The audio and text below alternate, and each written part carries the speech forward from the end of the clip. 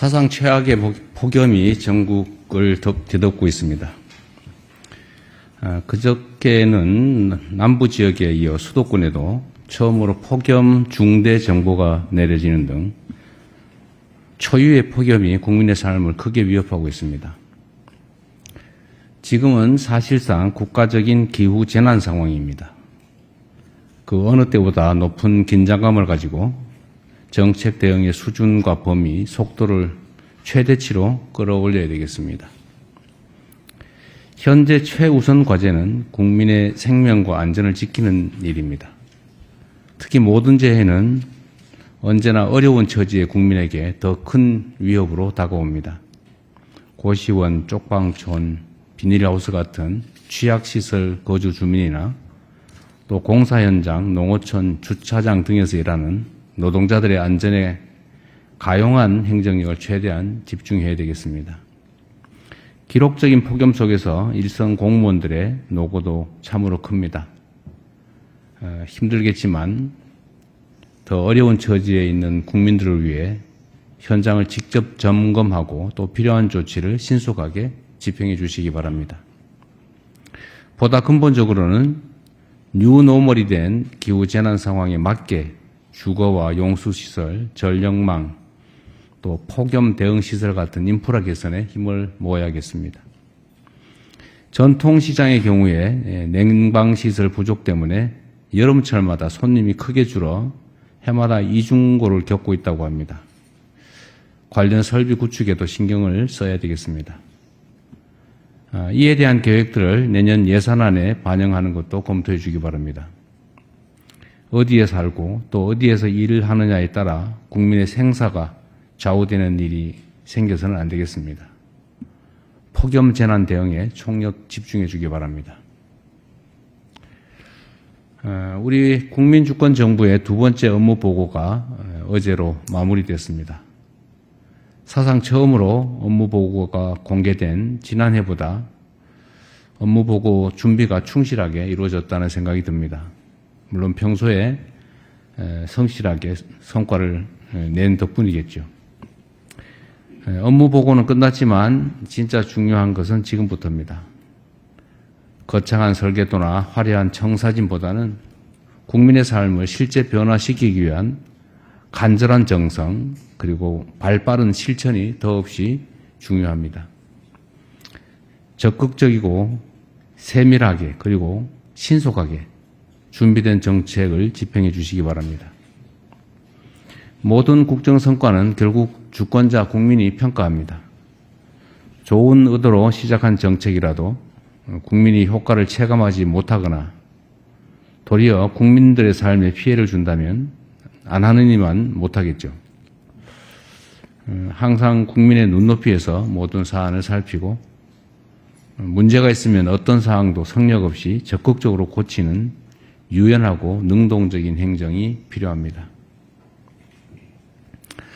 아울러 국내외의 잘못된 보도나 또 악의적인 정보에 대해서는 작은 거 하나라도 놓치지 말고 부처가 책임지고 바로잡아 주기 바랍니다. 민주주의의 요체는 국민 주권의 일상적인 실천이라고 생각됩니다. 근데 국민들의 판단의 근거는 결국 정보인데 그 정보가 객관적이고 정확해야 판단도 정확해질 수 있습니다.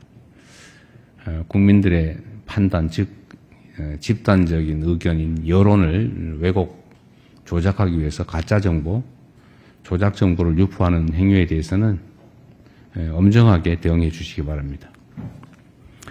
이제 정부 임기가 1400여일 남았습니다. 한 번 더 신발끈을 단단하게 묶고 국민이 체감하는 국정 성과를 내는데 최선을 다해 주기 바랍니다. 청년 정책 관련해서 좀 한 말씀 드리겠습니다. 여러 국정 과제 가운데 속도를 높여야 될 것 중 하나가 청년 대책입니다. 청년들은 지금 거의 취약계층이 돼가고 있습니다. 여러 가지 요인들이 있겠죠. 그래서 많은 정책들을 정부에서 준비하고 있는데 부처별로 청년 사업들 간의 연계성이 떨어지거나 또는 청년 정책의 구체적 내용을 쉽게 파악하기 힘들다라는 지적이 많습니다. 얼마 전에 청와대가 실시한 청년 FGI 조사에서도 청년 정책의 가지수는 많은데 핵심 문제를 해결하는 국지간 정책은 별로 없다라는 목소리가 높았다고 합니다. 청년들의 실제 수요와 생애 주기에 맞게 정책들을 촘촘하게 정비하고 또 지원 정책들 간의 시너지 효과를 극대화하는 노력이 필요하겠습니다. 청년 정책을 교육과 취업, 또 소득과 자산, 주거와 결혼 등 청년 삶의 핵심 영역을 중심으로 재편하는 것을 적극적으로 검토해야겠습니다.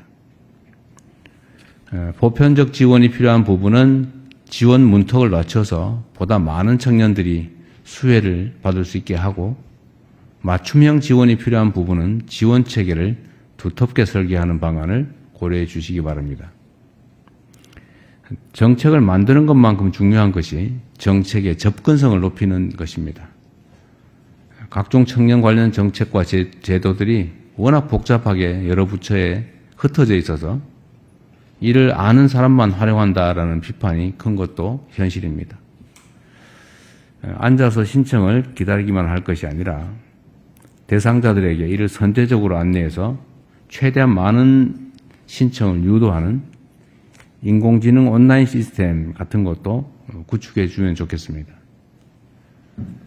최근 청년 미래적금 심사 과정에서 가입 유형을 잘못 안내하는 바람에 일부 신청자들이 큰 혼란을 겪고 심지어 정부를 비난하는 일이 생기고 있습니다. 관계 당국은 부당한 피해자들이 생기지 않도록 상황을 면밀하게 살피고 또 새로운 제도를 도입할 때는 정확한 정보를 제공할 수 있도록 만전을 기해야 되겠습니다. 언제나 말씀드리는 것처럼 공급자의 입장이 아니라 수혜자인 청년의 시각에서 제도 전반을 끊임없이 보완하고 또 개선하는 노력을 꾸준하게 기울여야 되겠습니다. 국민의 생명부터 청년들의 꽉 막힌 속까지 시원하게 뚫어낸 오늘 회의 발언. 여러분은 어떻게 들으셨나요? 공감하셨다면 구독과 좋아요 누르고 더 많은 정책 이야기를 만나보세요.